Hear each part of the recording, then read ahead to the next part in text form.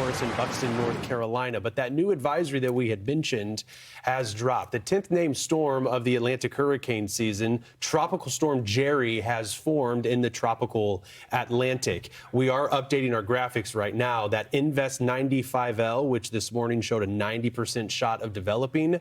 As we get the latest info, we'll be updating it. There's the name, Jerry, 45-mile-per-hour tropical storm. It's moving to the west at 24 miles an hour, and that pressure's down to 1,006 millibars. Yeah, that's what we're all seeing, right? One of the faster moving storms. It was a huge deal when Imelda was moving at 21 miles an hour toward Bermuda. This thing moving off to the west. I mean, hey, it's had a lot of real estate to make up after it emerged off the coast of Africa, but it's still moving west at a pretty good clip. So, are we surprised by it? No. We were looking at it this morning on visible satellite, and maybe if you go back like 36 hours, maybe you can make that comment. But this morning, everybody looked at satellite. If you were watching Fox Weather first, Craig and Haley did a great job. They're like, look, this is going to happen today. Just judging off of what it looked like on satellite. The dry air was to the north. The visible satellite really showing that decent plume of moisture coming off the coast of Africa, moving off to the west at 24 miles an hour.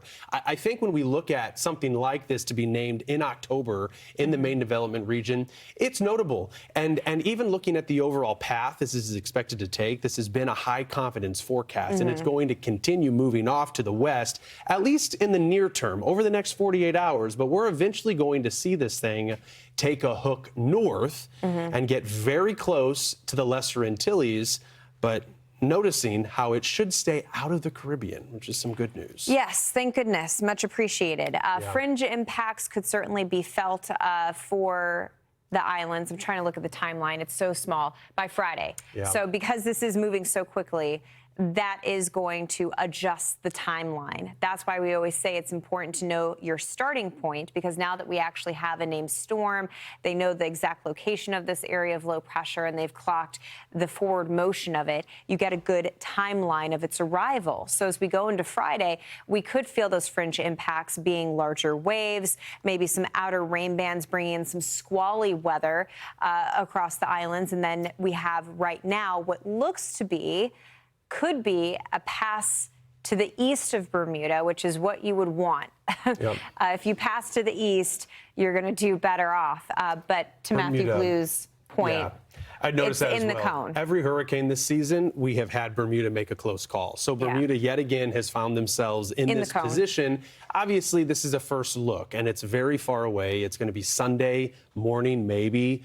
One thing about a forward motion of 24 miles an hour, that's significant, and that could change. And we've also seen it slow down. These storms, Gabrielle, we've seen other storms slow down as they move just to the north of the Lesser Antilles. So there are other steering features that could maybe delay the time on this. I think the timeline is a little tricky because, you know, before we had this name Jerry, we were discussing maybe this weekend being the timeline of that close pass to the Caribbean islands. And now we're talking about it happening on Friday. And as of that, I believe Friday morning, judging off of the cone from the National Hurricane Center, by this weekend, it's already up towards Bermuda at this forward speed. So we'll have to see how things develop with that forward motion. Yeah, we are going to talk to Brian Norcross again at the top of the hour. He's going to have more. But reading the discussion, because it just dropped from the National Hurricane Center, this is based on satellite imagery, as we know. But there was a pass that gave them confidence that this has moved from a tropical depression. It was probably a tropical depression this morning, right? Yeah, exactly. And now it's a tropical storm. And when you're using satellite imagery, sometimes you get just a decent scan, and it shows and confirms what we're all sort of thinking. I'm probably needing a couple scans of that visible satellite, which of course is dependent on sunlight too. Just to note, the tropical storm force winds extend out 140 miles from the center. So when we talk about impacts, we don't have to have a direct hit for Bermuda or the islands before we even get to Bermuda to have impacts felt. 140-mile extension of those tropical storm force winds is nothing to bat an eye at. That's a pretty good stretch here. Yeah. One thing about, as we're looking at a mesoscale feature or scan of visible satellite, which is great because it does look like a movie when it's really just a snapshot from space, you see the organization and the persistence evidence of these storms around the core.